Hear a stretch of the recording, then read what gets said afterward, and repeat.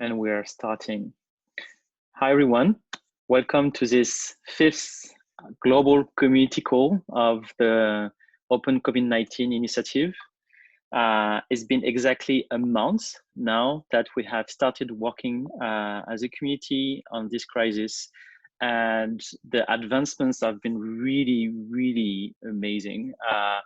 And so thank you all for being part of this global effort.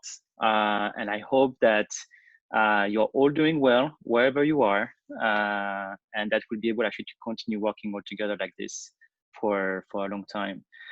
So as usual, we will be going through different updates coming from first general update from the program, and then we'll be going through also updates from Mark with the community, Leo with the code, the platform, the work groups, and the projects, obviously. So first of all, we have some pretty good news to announce. No, this program has now new partnerships. Last time I announced that we had made a fantastic partnership with the AXA Research Fund. And this will be enabling us to provide micro grants of up to 3,000 euros to many projects. In fact, we have 100,000 euros to spend on open source projects for this OpenCovid19 initiative. We've been working very hard with the team on creating a project review process for you that is simple enough and efficient, where we can include also the community as reviewers. And this will be shared with you tonight or today, tonight for us in Paris. And so it's almost ready. We're maybe expecting that it will be ready for the call, but it's that we're missing a couple of information. So it will be shared after this call. So project will be able to apply to get reviewed, to be reviewed by experts, and they'll be also be able to apply for a micro grant. This is not mandatory. You can actually apply for this reviewing process because it will enable you to get more feedbacks from experts, and also it will provide you more visibility within the community. So that's it for the project review. You should definitely look it up in the announcement channel in the Slack when it will be announced, probably later maybe in a few hours, basically. The second news is that we have a couple of new changes that will appear in the program. One is about evaluation and validation of open source solutions. So we have more than 40 projects right now working around COVID-19, and some of them are clearly, created to help hospitals, for example, such as masks or ventilators or syringe pumps, for example, and it's very necessary that at the end, this global effort can provide models that can be used and validated, in hospital environments. And so for that reason, we have done a partnership with APHP, which is the Paris Hospital Association. It represents 39 hospitals in the Paris region. So it's pretty huge.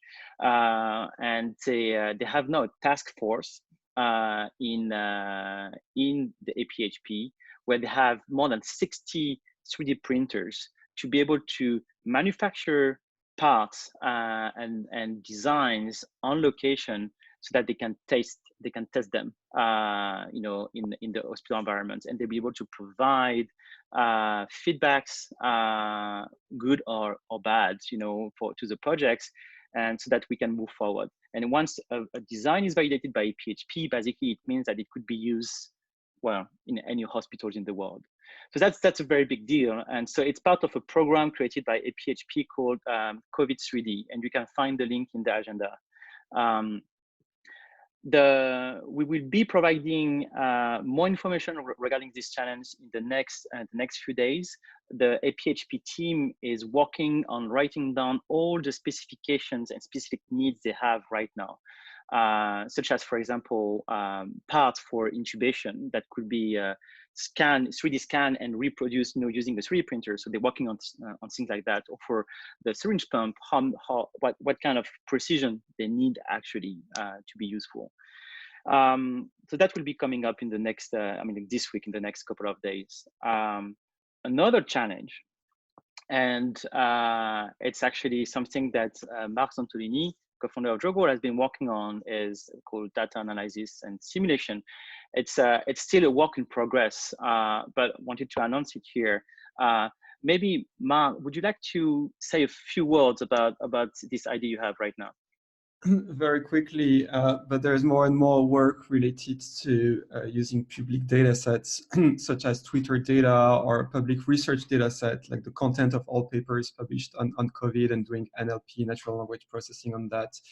And there's many initiatives emerging all around, and I think we've seen either on JOGL or many repos on GitHub are now working on such data. So we wanted to have a way to allow people to make use of large data sets and to work together on large data sets on JOGL. And so what we're working on is, before the launch of this challenge, what we're working on is a data lake on JOGL, so that we allow people to curate data sets together and to use them. And so we're working on that for a release, hopefully by the end of the week. So that then it would allow not just to work on data, but we also want people to work on simulations and modeling, and that's something that's been a bit lacking on the JOGL side now. And we've had people also wanting to do some projects related to epidemiologic modeling and improving forecasting. So this is where this kind of project is going to land. Thank you, Marc. And so we have also a partner called Capcode, who will be providing also some open data. They have a collection of 1.5 million tweets who will be provided also to the community. And so if you are in possession of interesting data sets, or if you know people who have such data sets, please talk to Marc so that we can do something together. The other news is that we have made a partnership with Hack from Home, which is a hackathon happening this week on Saturday and Sunday. You have the link again in the agenda of this call. The Hack from Home is a digital hackathon. The name speaks for itself. And so we basically invite you to check it out, as it may actually be useful for your own projects. They'll be providing also mentorship, and they have partners. And also they will be having their own community look at your project, what is the project within the OpenCovid19 Initiative, to see how they could help you. So that's a good moment, for example, to maybe update your project or to update your needs, for example, so that people can better understand how they can help you. So be prepared for having some exposure there. Right, I think the next step is, so I just talked about Capcode, so we can move that. And the next point is about the community update. So every time we have the meta study group led by Marc, who is basically giving us about what's the status of the community, how is it moving, what kind of dynamics is it going through. Marc, would you like to tell us more about it?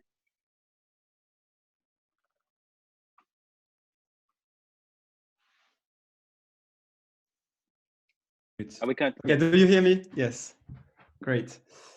Do you see the slides? Yes.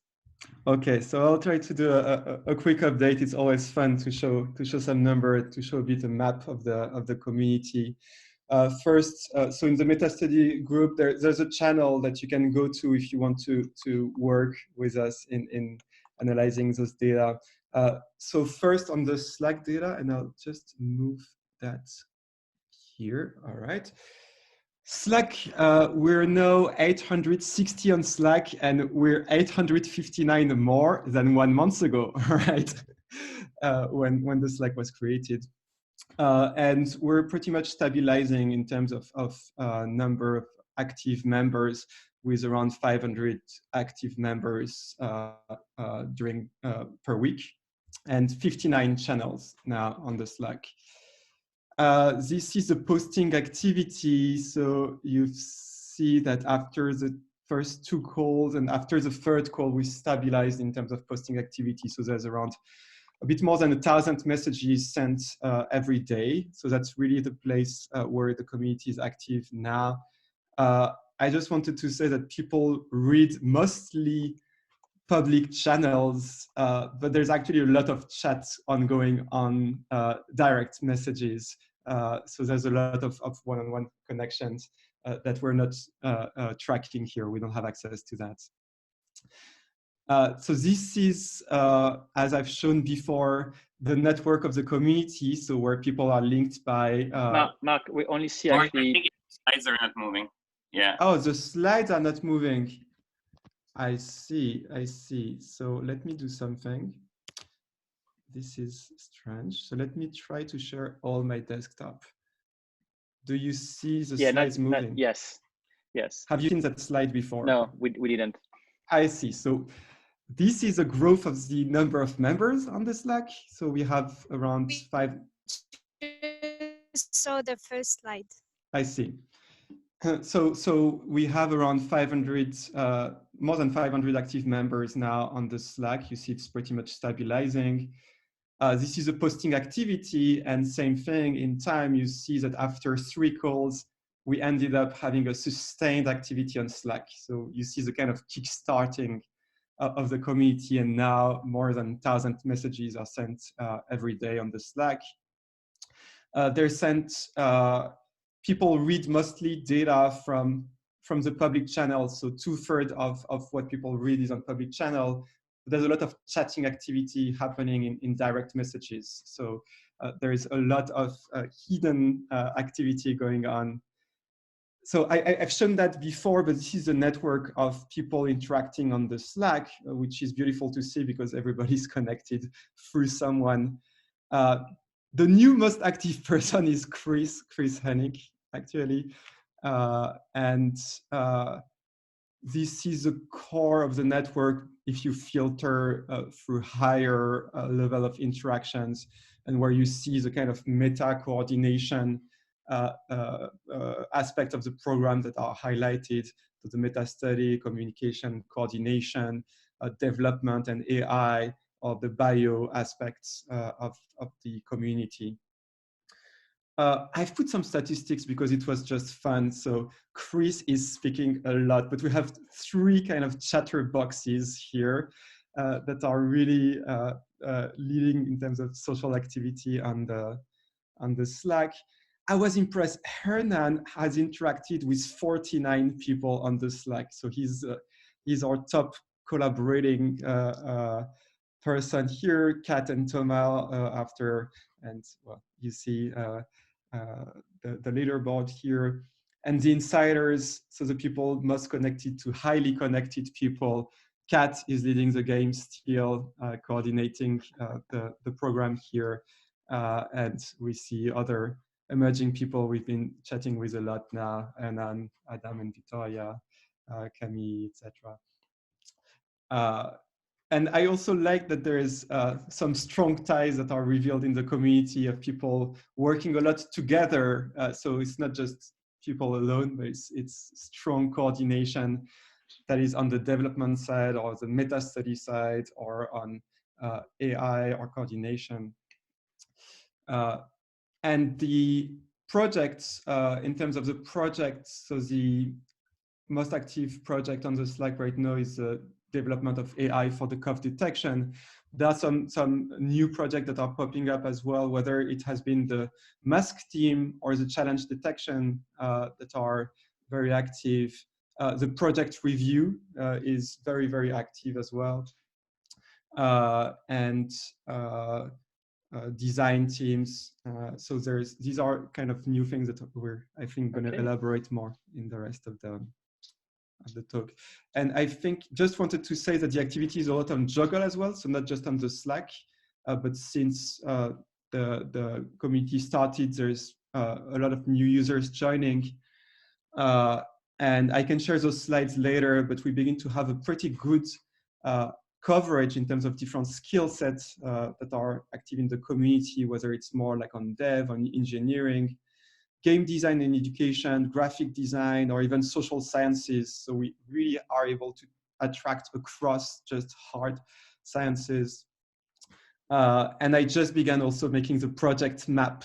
So the projects here are linked by how many members they share on JOGL. So that allows to see the kind of OpenCovid19 core of projects that are beginning to share a lot of members, as well as projects that were from members of the previous program Coimmune, but that have started projects that are related to COVID-19, which is nice to see because you see that the community is not just a new community, but it's also past members that are now tackling the program.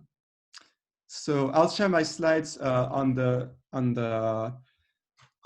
Slack, and you can join on Friday for further discussion on that. Thanks so much, Mark. So the next update is coming from Leo, and it's really about how the platform has evolved since last week. So we have a team of 3 developers and also volunteers that are helping improving the global platform. And so we are very grateful for that. Leo, would you like to provide some updates? Yes, I'm gonna use the JOGL account just so you guys can see the screen. Is everybody seeing the screen? Yes. Yeah. Awesome.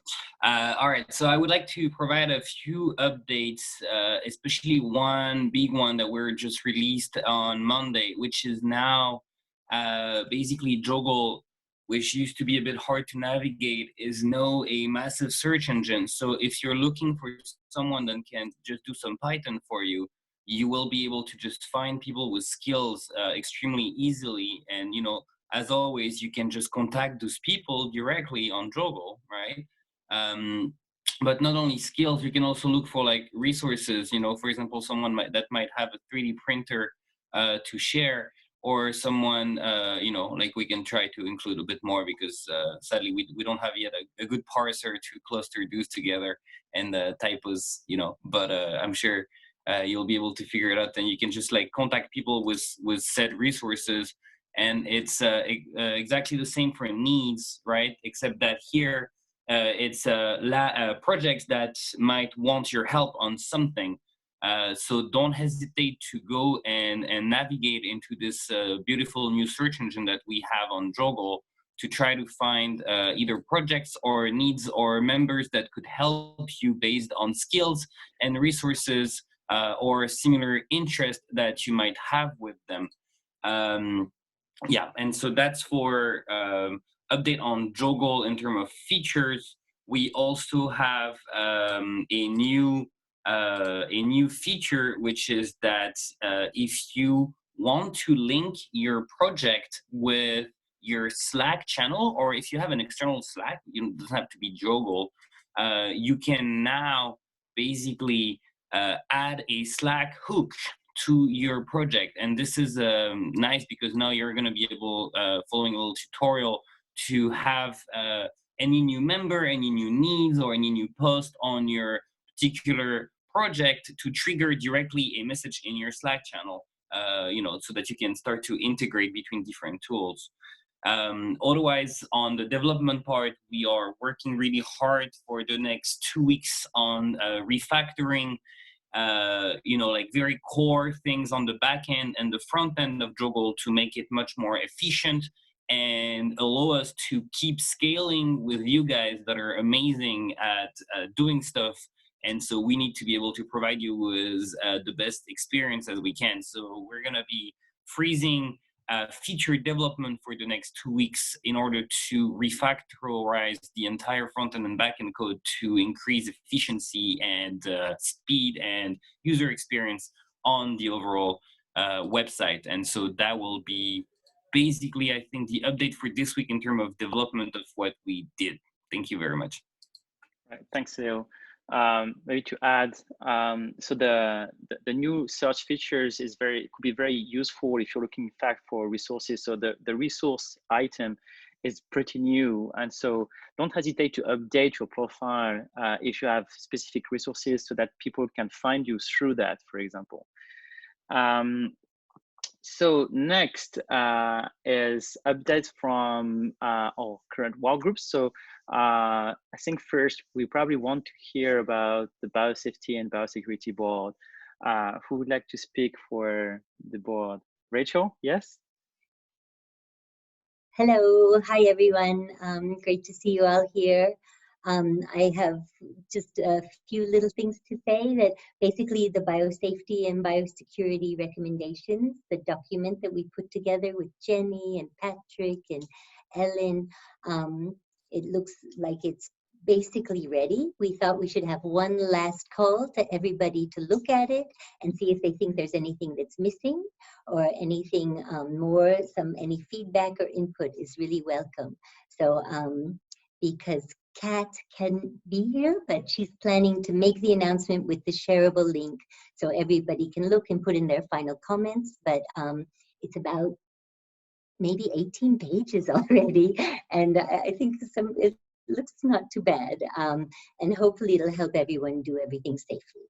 So that's the main update about biosafety, biosecurity. We have an official document, and the recommendation is, of course, to always plan ahead before you do things and then do them the right way. This is awesome. Thank you so much, Rachel. We're looking forward to it. Then we have the governance working group who wants to speak about some updates too. Who would like to speak for the governance group?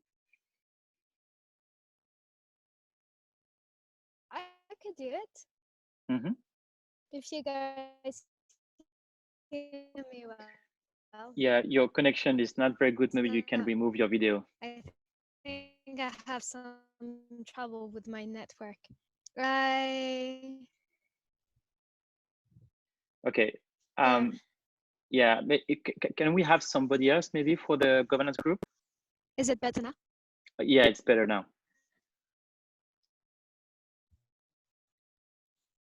Yeah. It was better. Yeah. Is Victoria here? No, she couldn't make it. She couldn't make it? Okay. Okay, so I can do really quickly okay, what please. the Yes. group has been working on. So the government group for the past weeks have been working really hard in order to try to develop a framework. Okay, so I'm just going to try, and you guys have the delay. Please go, Leo. Yeah. Okay. Yeah. So the government group has been working really hard for the past weeks to be able to create a framework upon which an open community such as the OpenCovid19 could be self-governed and work throughout the help with JOGL and different communities around, and how can we merge with different groups, etc., etc. And so those are being developed. And so right now there is a government document that has been pretty ironed out as V0.2. I believe we are at right now, which contains a lot of the rules on to which this community would like to basically self-organize, contribute, you know, like who takes lead on things like this. And so this document has been crafted, will be shared, is already available to anyone, but like will be announced and shared soon. So that's for one. The second thing is that within this governance document, there is one part and one aspect that Camille has started to do, going through all the different channels right now. And please contact her if you actually feel that you are the person who can do this, is that Camille is searching for ambassadors, project ambassadors, like program, like management ambassadors, like people that can basically help with the coordination with all the different groups. So if you are that person, you're a project leader, or you are like, you know, in your project who would be a good person for that, or you're already working on a particular aspect of the entire OpenCovid19 program, contact Camille so that those people can come together in an ambassador meeting that can be efficient, where the information can be shared, exchanged, and then redistributed throughout the different groups, right? The concept behind the governance is to try to have the sort of like horizontal circular sort of like spheres that extends outwards from like a coordination team at the center, without having like a very, you know, like hierarchical top-down dictatorial approach, because this is an open community. So that's the work that has been done by many people, and I think that sums it up. If you want more information, you can go onto the government channel and look up the documents that are shared there. And if you feel like you're the ambassador that we need you to be, contact me, and that would be all. Thanks, Leo. That was perfect. So the next point is to hear more about you guys, about the projects that are going on in the initiative. So if you haven't yet put your name in the list, you can go on the agenda and we'll call for you. The first project we'll be hearing from is the diagnostics, a diagnostic project trying to replicate an NEB LAMP protocol to simplify it and make it open source and usable everywhere. And I think Ellen and Sarah wants to speak about it. Yeah, Sarah, go ahead and unmute yourself and jump in anytime.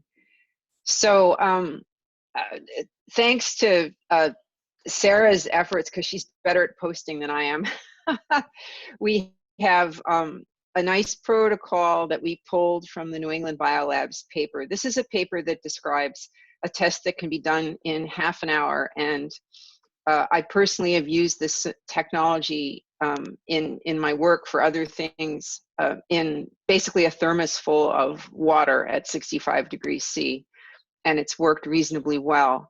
So the idea is to have a test that's cheap and available, and it's also a colorimetric readout that you can see very easily with your eyes. So there's no machine needed to do the incubation. There's no machine needed to read it out. So that's the attractive part. The NEB protocol is using their master mix. So their enzymes, which have some specifically engineered proprietary qualities into them. But it is a really intriguing method for doing diagnostics. And I think I think the Abbott lab test that just came out is a variation on this in some way, but they're being very cagey about what exactly it is. And they also want you to use their giant expensive machine to do it. So this is very DIY. I bought the reagents and I did it basically in my spare room. On their positive control that's sold by IDT, which is a safe positive control. It's just a plasmid with the DNA sequence for the N gene on it. So, and I posted those results. And I guess a lot of other people are gearing up now. We were actually thinking of submitting to get a small grant to pay for some of these reagents, because even though once you get the reagents, you can do hundreds of tests with them, the initial cost is about $400, so it's quite steep.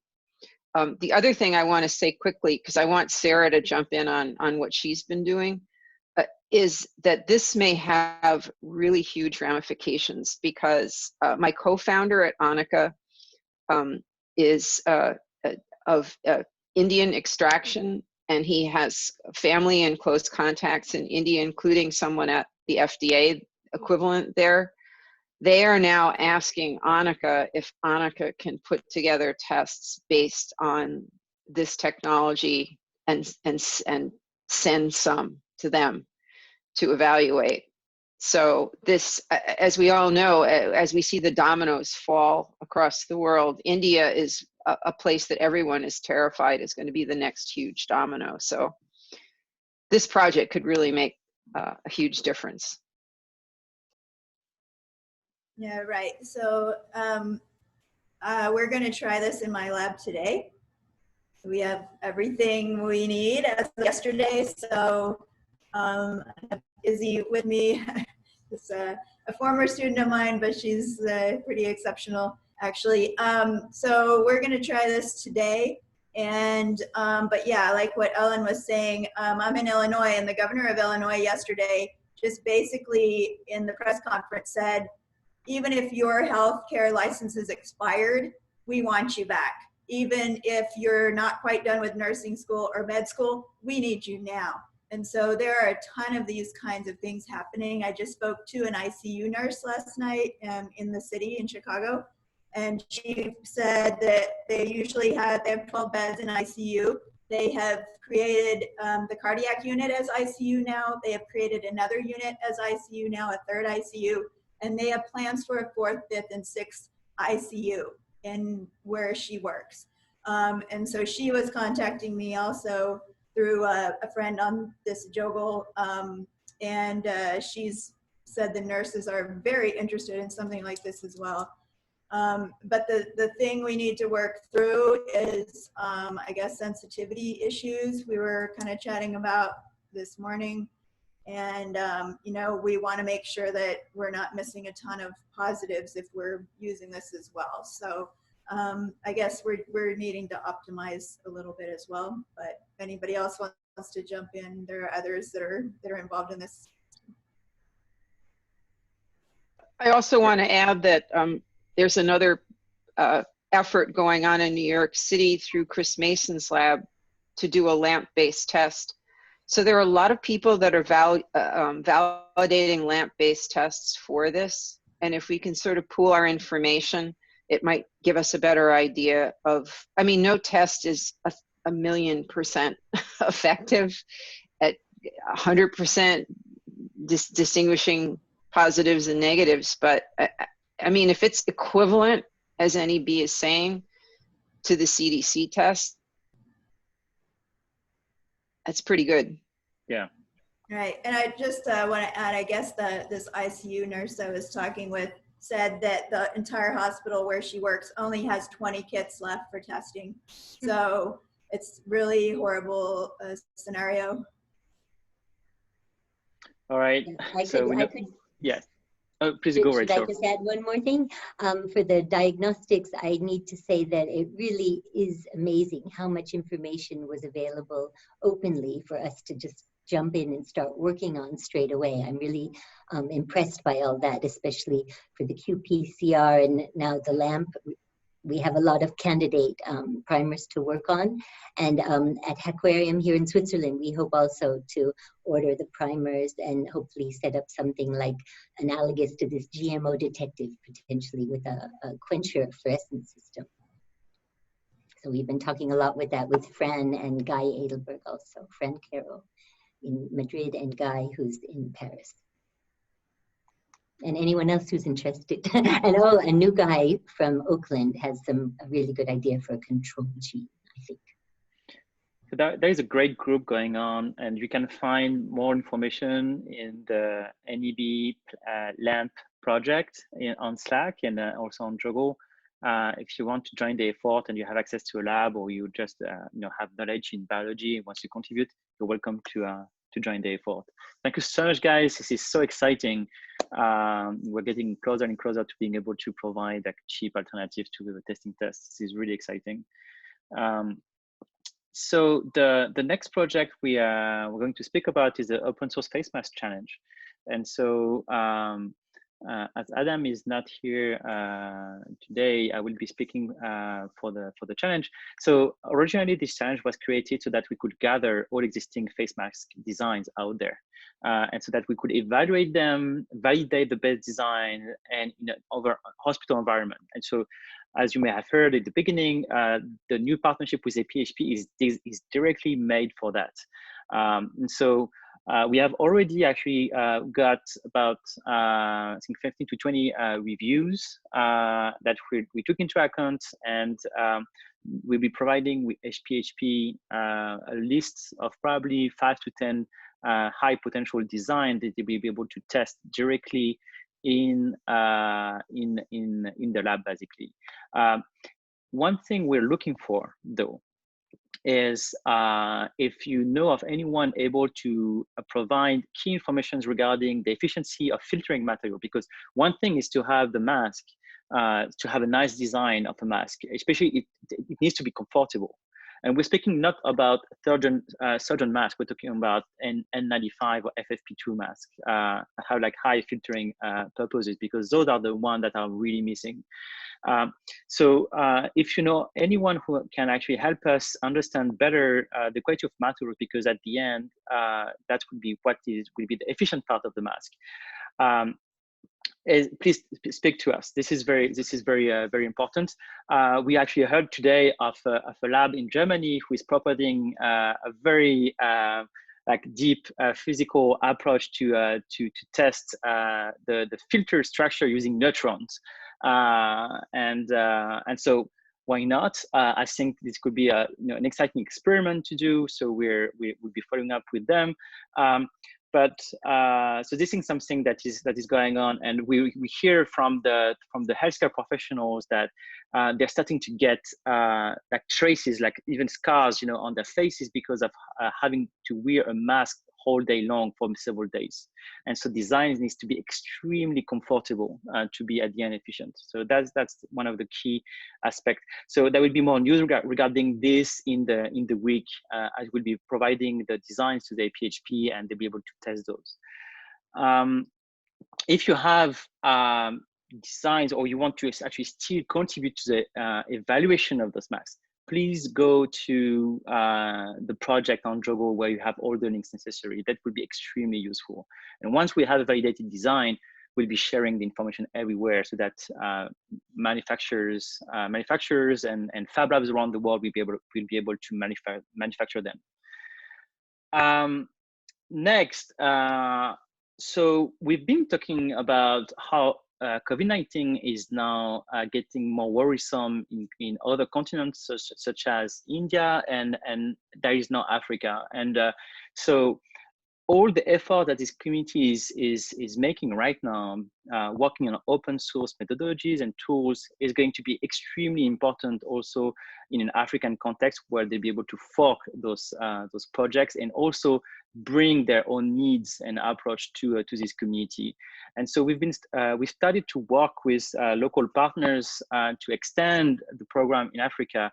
And I would like to invite Thomas Mboa, who is based in Cameroon, to speak more about how things are going there. Okay, hello, can you hear me? Yes. Okay, so I'm Thomas Mboa. I'm very happy to join this initiative, and it's mostly because all of us are facing this pandemic actually, and what JOGL is doing actually to try to use open science to fight against this pandemic is something that is very interesting for us, because open science in Africa is a very good opportunity for us to fix some issue we are facing. So actually, my role is mostly to try to connect a lot of people in Africa working in the field of open science, and to try to bring all these partner and strength around this pandemic in order for us to bring or to shape our way to fight the COVID-19.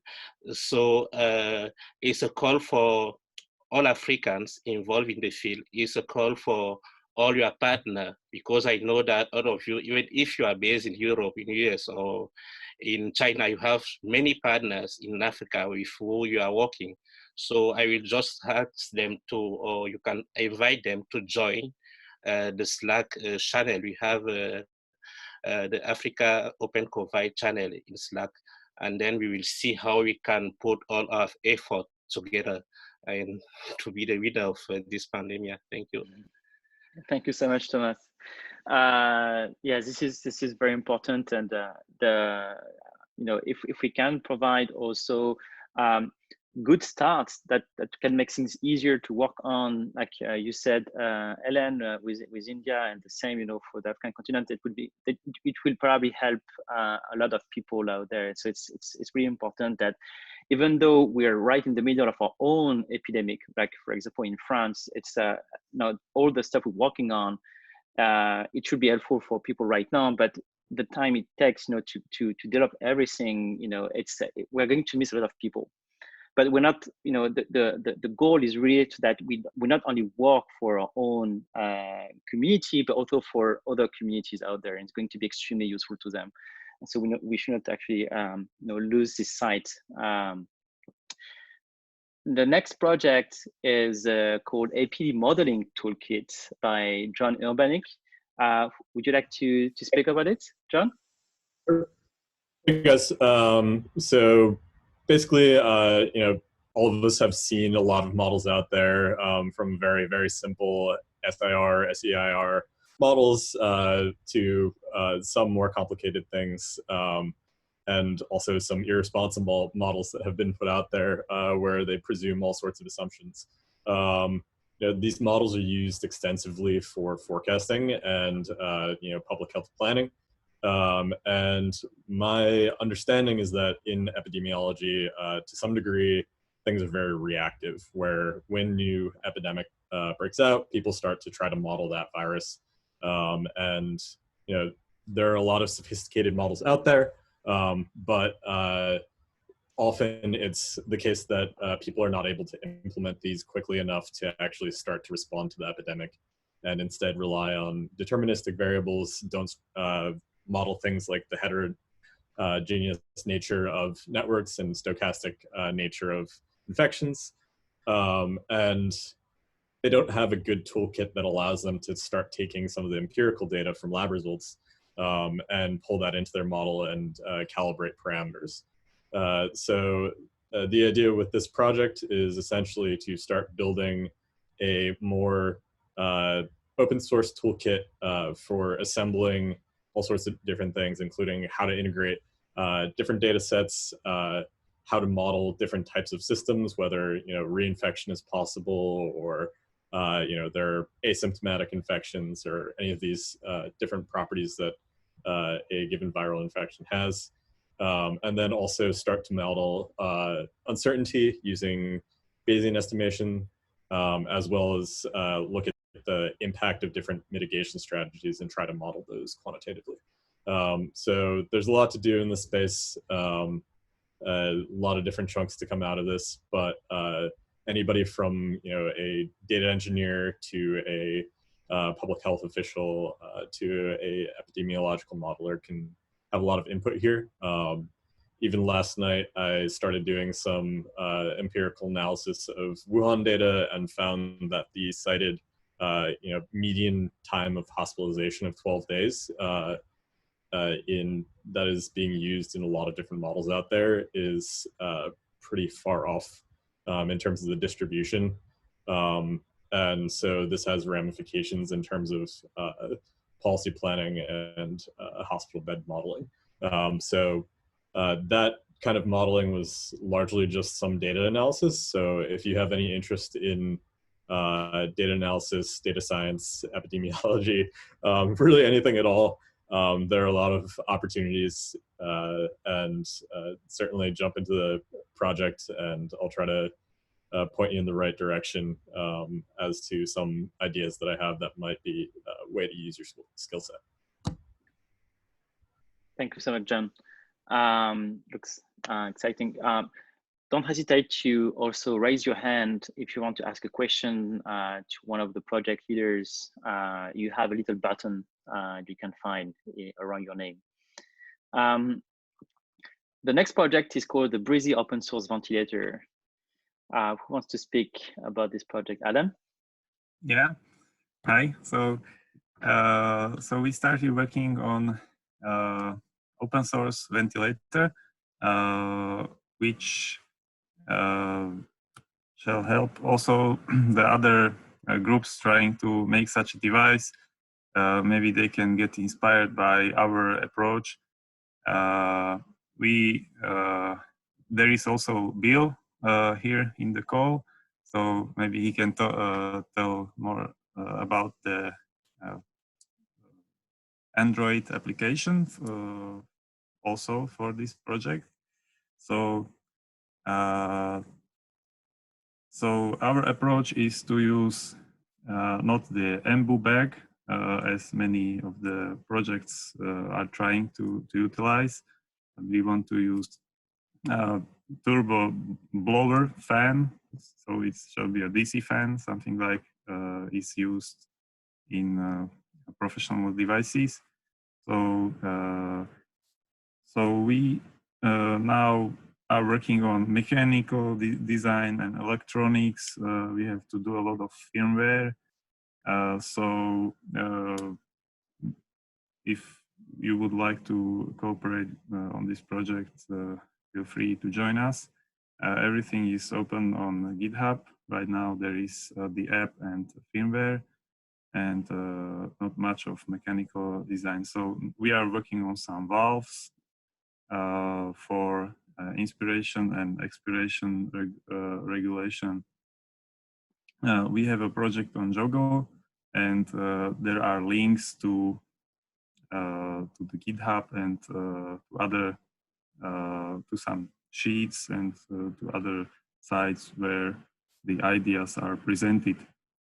It's not very well presented, but if you don't understand anything, just maybe write me on Slack. I can explain. So I think we certainly need more people to help, because it's hard to do everything, documentation, development, and so on. Yeah, so I would like to ask Bill to say hi. Yeah, howdy. Did I have my microphone successfully on? Yes. Yeah. Okay, good. I'm not sure about that. Well, and about the Android, and I guess it's an Android/iOS app. We're not building for iOS, but it's using a technology called Flutter that would build. The only thing I can think to mention here is it's turned into a generic application for doing a time chart of data with value displays. And so that might have applicability for other devices. You know, it's like sort of that kind of display. You know, just a function and then time moves and you've got the gap, you know, so that's the current time there. So I don't know if that might be valuable for some other projects, and it's going to be pretty generic and easy to convert to different data feeds.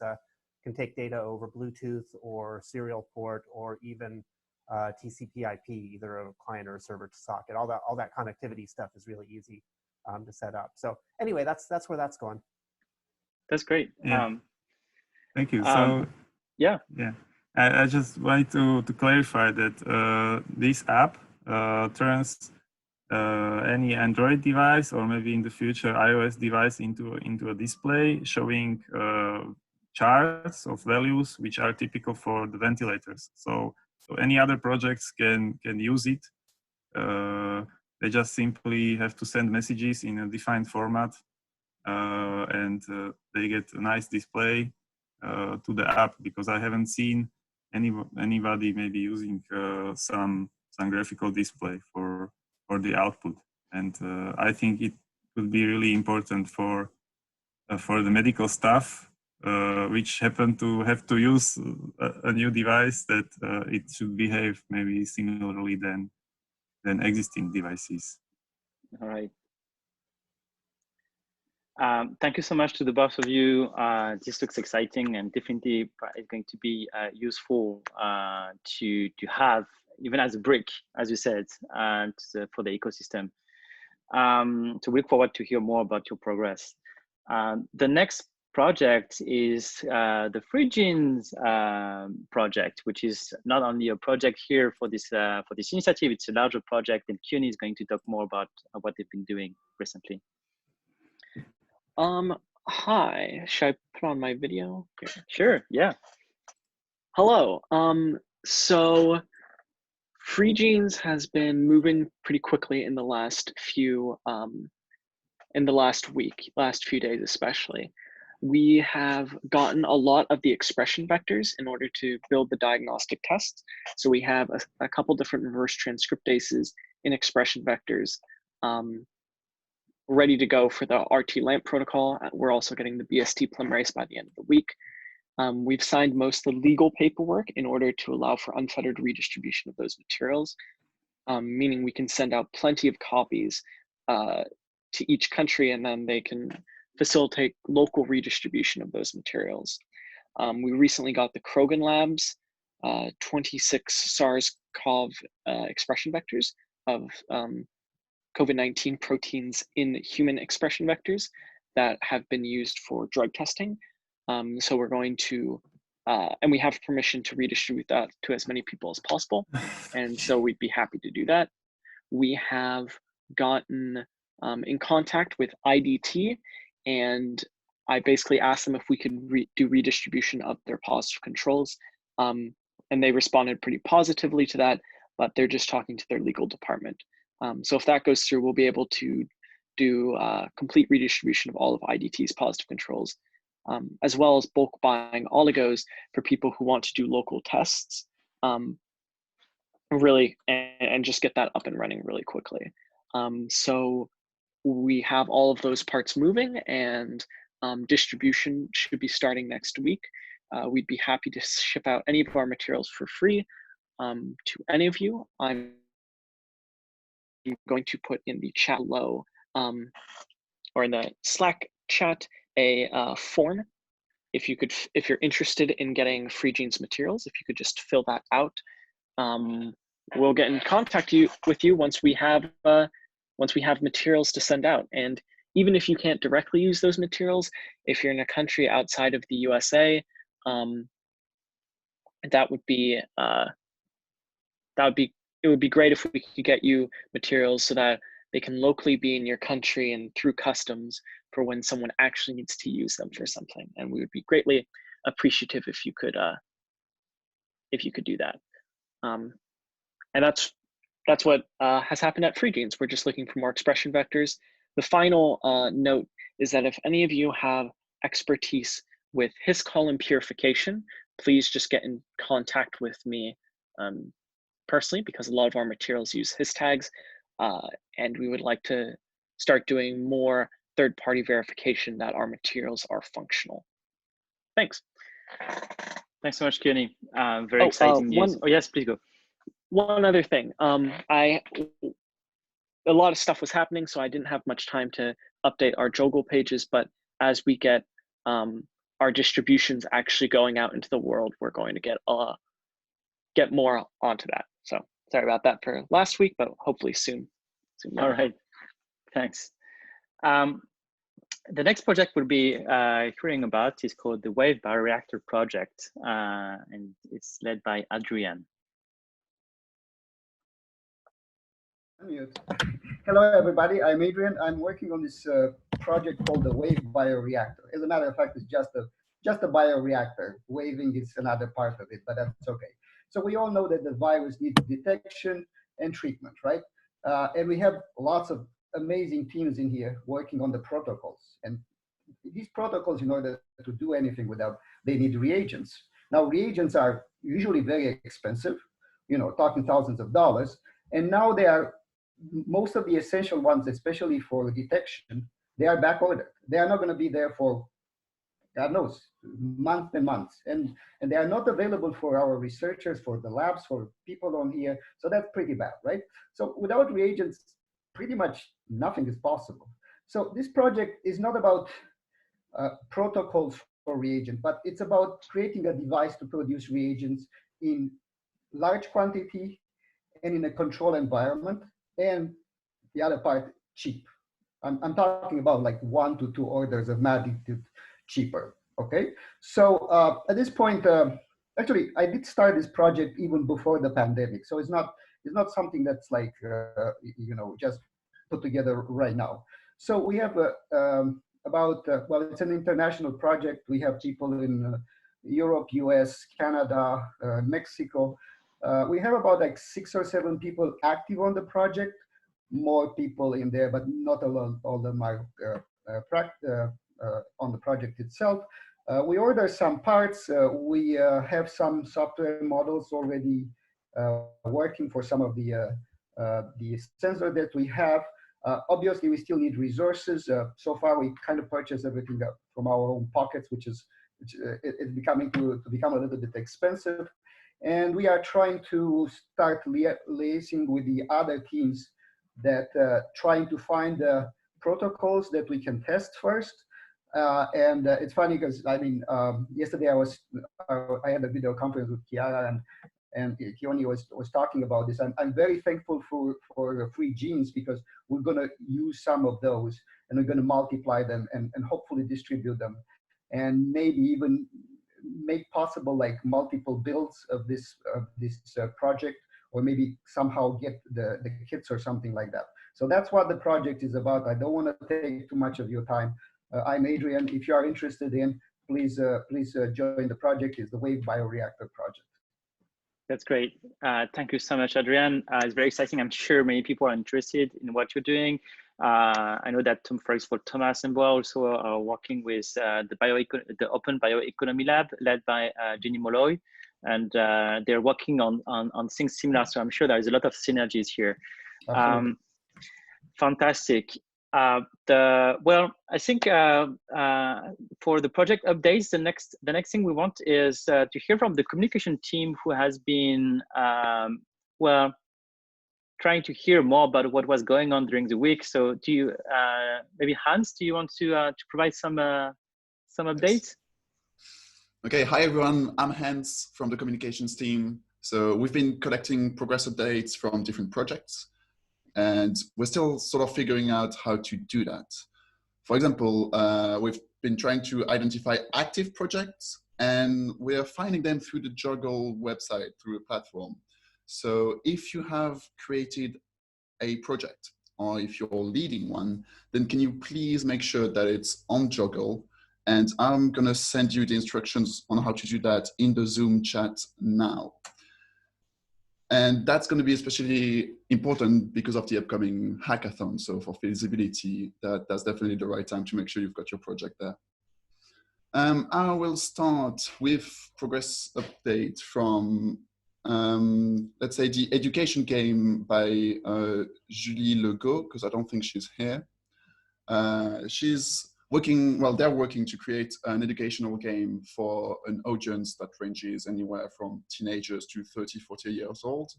And the goal is to help people change their behavior in a way that protects the most vulnerable citizens and reduces the risk of spreading the disease. At the moment, what they need for the education game is more experts on immunology, virology, and global health, so that those experts can fact check the information that will go into the game. The other progress update that we got and that hasn't been covered today is from Quantify the Flu, which is a project led by Bastian Grashacker Sovaras. And so they've been working on using data from wearable devices such as Fitbit and Oura rings. And this data is then used to try to predict when people will fall ill and how to differentiate COVID-19 from the flu. So they've already made a prototype for wearable devices, as I said, by Oura and Fitbit, and they want to support more devices. So if you have one of those two devices, they're actually already looking for people to contribute data. They've have over 80 people already. But to contribute, you can head over to quantifiedflu.org. And if you think you can improve that website, they're actually looking for web developers for that as well. To expand to more devices though, Quantified Flu wants some developers to help develop things for iOS and Android devices, which will then give them access to many more wearables. So they'd love someone for that. And finally, also for getting better data visualization, if that's something you can do, they also want some help with that. So that's all the updates I have from different projects. Thank you very much for listening. Thank you so much, Hans. So if you haven't had the time to put your name on the document, but you'd like to speak about an update, now would be the time to do it. It could be also for questions to the community.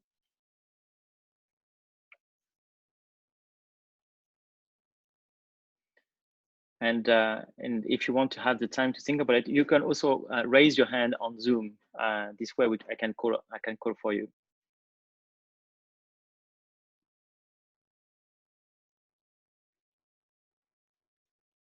If everybody is okay, then I will move on to the next part. Don't hesitate to raise your hand again, and I will see you. Well, one thing we need in this initiative is, we have many projects, we have many activities, and so all those projects needs different kind of resources. And so in order for them to be able to focus on what they do, we try, with this initiative and the global coordination team to figure out where we can find resources for them. And so it would be great if you have access to, let's say, laboratories, to fab labs, to indicate this in your JOGL profile. You can also follow the team survey that is put up to better understand who you are and how you can help this initiative. If someone could actually put the link to this survey in the chat, would be great. And so if you haven't yet, as Hans said, put your project in the JOGL platform, as it is maybe still, in ideation process, don't hesitate actually to do it, as fast as possible. We will be actually having, many events in the near future, which will be bringing you visibility. Also, as a reminder, we will be putting up the project review process, the application process for projects to be reviewed and get access to grants tonight, or in a few hours, basically. So don't hesitate. We try to make it as short as possible, to be efficient. Basically, what you will have to do is follow a guide asking you a few questions that will be documenting, directly in your JOGL profile. So people will be able to read transparently. It will be open directly on your JOGL page. And then reviewers will go to your JOGL page to review your project, basically. And if you want to ask for grant money, that will be also through this application process, where we'll be asking you how you want to, what's the kind of budget, how is it maybe already funded, and how much do you need, how you plan to use this kind of grant. And as a reminder, we are here providing micro grants that are between 500 to 3,000 euros, and obviously the smallest the grant, the highest chance you have to get it. So far we have 100,000 euros to distribute, and we plan to do so in the next couple of months.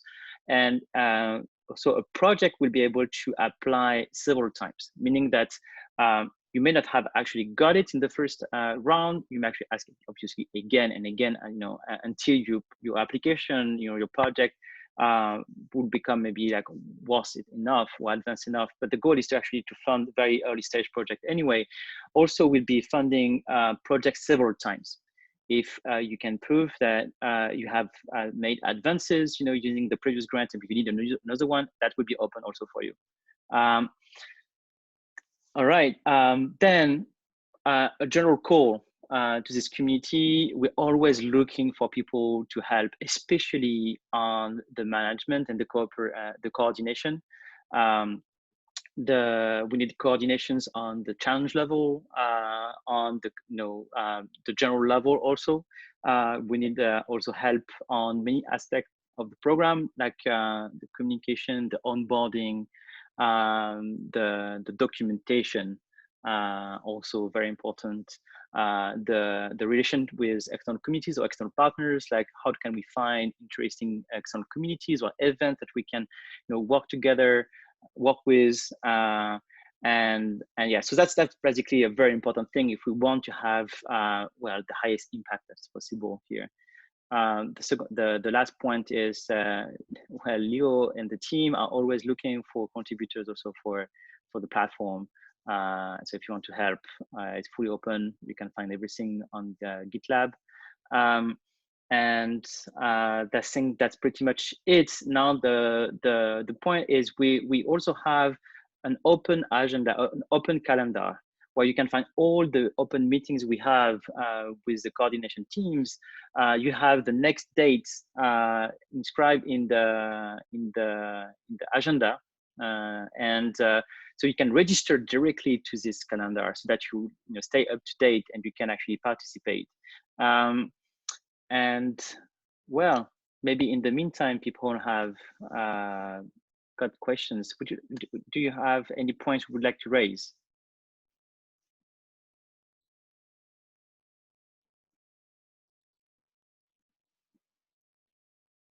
Well, I think that will be all. So as every time we try actually, because this is registered, this is recorded, sorry, we try actually to say also hi to our people that are going to watch this video outside on social medias. So that what I would do is I would ask everyone to activate your video stream. I will make a screen capture of everyone saying hi to the rest of the community. Please activate your video stream as much as possible. It's getting there, it's getting there. Yes, awesome. So, and then we can all say hi. Thank you, everyone. I will be sharing this on the social medias. Thank you again very much for everything that has been done. We have so much progress again in 1 week. I cannot wait for hearing what you have done in 1 week from now. We will be releasing a lot of news also during this week about the new challenges and new partnerships and the new events and the project application process. So stay in touch. Thank you again, and see you soon. Bye-bye. Good job.